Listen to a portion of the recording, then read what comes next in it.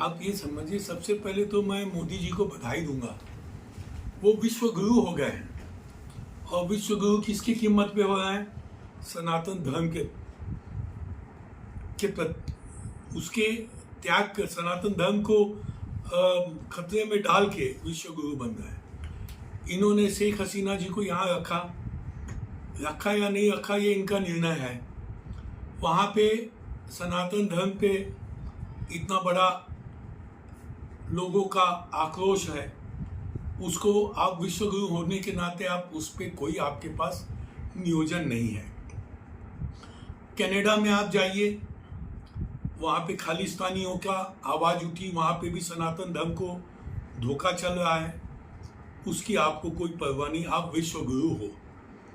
USA में अभी खालिस्तानी वकील हैं जो खालिस्तानियों के लिए वकालत करती हैं, उनको ट्रंप ने उनको अभी पद बाहर दिया हुआ है। आप अपने आप को विश्व गुरु कहते हो, कैसे करते हो ये मुझे नहीं पता। और सनातन धर्म के आप रक्षक माने जाते हो, अब अपने आप को समझते हो। मुझे याद आ रहा है जब कोविड था, आपने हर देश ने अपने अपने लोगों के लिए वैक्सीनेशन पहले की, बाद में दूसरों को दिया होगा। लेकिन अपने जो महान विश्व गुरु हैं, उन्होंने क्या किया? वैक्सीन बाहर भेज दिए हमारे देशवासियों को। उसमें सनातन धर्म वाले ज़्यादा थे जिनकी जान खतरे में डाली। तो अब ऐसे विश्व गुरु को हम हिंदुस्तान में कितना उनको मानना चाहिए, कितना उनको सहन करना चाहिए, या उनकी कितनी शक्ति है जो उन्होंने अपने देश के लिए करनी चाहिए, ये हमें देखना है।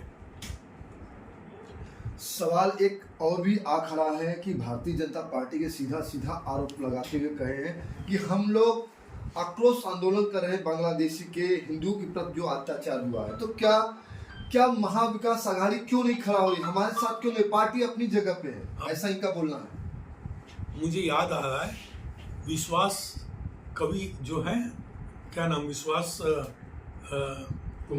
कुमार विश्वास, उन्होंने कुछ दिन पहले एक इंटरव्यू में कहा था कि मुझे याद आ रहा है इंदिरा गांधी जब निक्सन राष्ट्रपति थे अमेरिका के, उस समय वो अमेरिका गई थी।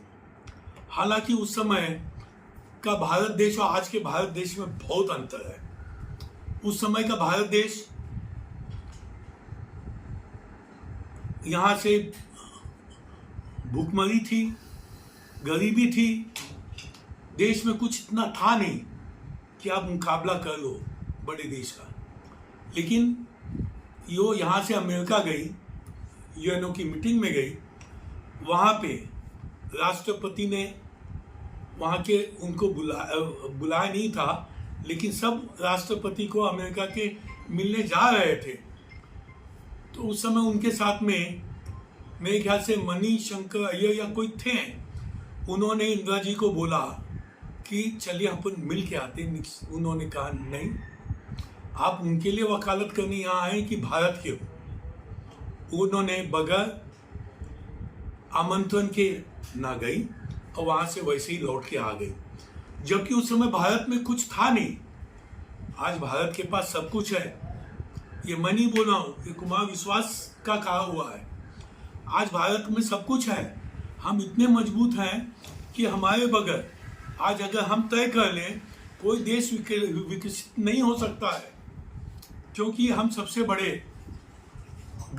और उसके बावजूद हम आज इतने मजबूत होने के बावजूद इतना सनातन धर्म के ऊपर जब आक्रोश और इतना ज़्यादा अत्याचार हो रहा है, तो आप कौन से मुंह से आप ललकार सकते हो?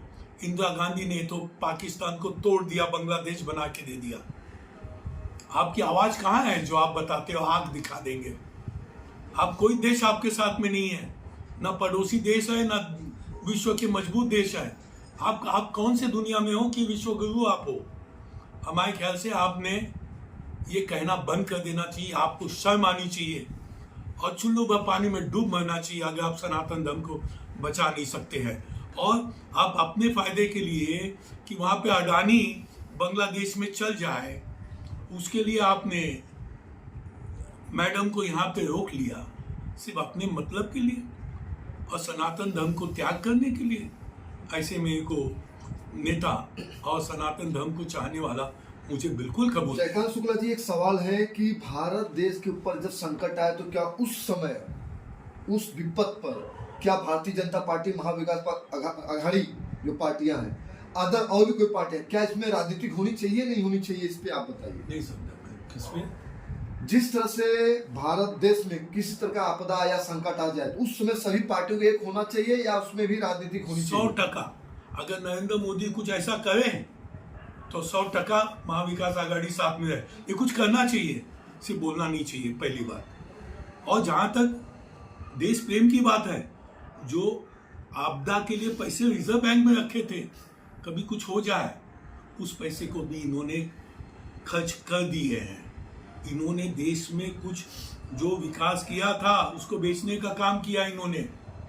आज कोई आपदा आ जाए तो रिजर्व बैंक में जो पैसा था वो पैसा आपके पास नहीं है, वो किसने खर्च कर दिया? इन्होंने अपने शौक के कारण खर्चा कर दिया। इनको सिर्फ बताना था कि हम काम कर रहे हैं। क्या महाविकास आघाड़ी लोगों का भी आंदोलन होगा इस तरह से जो चल रहा है या अत्याचार? बिल्कुल आंदोलन होगा। पहले तो देश में आप जो संविधान है उसको बचाते हुए जो इलेक्शन हुए हैं ईमानदारी से करने का, ये भी सब अपनों अंदरूनी बात है देश की, जिसके लिए अपने लड़ना चाहिए। और उसके बाद देश के लिए हम नरेंद्र मोदी जी के भी साथ में, अगर वो सही रूप में चलेंगे तो।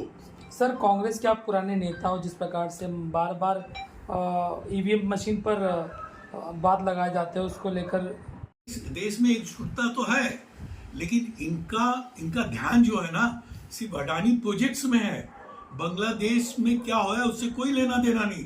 सनातन धर्म को कितना कष्ट हो रहा है उससे कोई लेना देना नहीं तो उन्होंने शेख हसीना के बारे में क्या चर्चा करनी चाहिए, क्या नहीं करनी चाहिए, ये उनका काम है, जिसके ऊपर वो कुछ कर ही नहीं रहे हैं। अगर बांग्लादेशी के ऊपर इसी तरह से बांग्लादेशी और हिंदू के प्रति अत्याचार करता रहा तो आपके महाविकास आघाड़ियों का, किस महाविकास आघाड़ी या पूरे भारत देश का अगला कदम क्या होगा? अगला कदम क्या होगा? पहले प्रधानमंत्री कोई कदम तो उठावे, प्रधानमंत्री कुछ करे तो सही। कदम क्या, प्रधानमंत्री बैठे तो सही, विरोधी पक्षियों वाले जो नेता हैं राहुल जी के साथ में बैठ के चर्चा करें, अखिलेश यादव के साथ बैठे चर्चा करें, ममता के साथ चर्चा करें, शरद पवार के साथ चर्चा करें। ये तो किसी के साथ चर्चा ही नहीं करते हैं, तो एक होने की बात भूल जाओ। उनको तो सिर्फ एक ही है, इनसे चर्चा करेंगे तो अडानी के काम में कहीं तकलीफ ना आ जाए। उनको देश नहीं चाहिए, उनको अडानी चाहिए।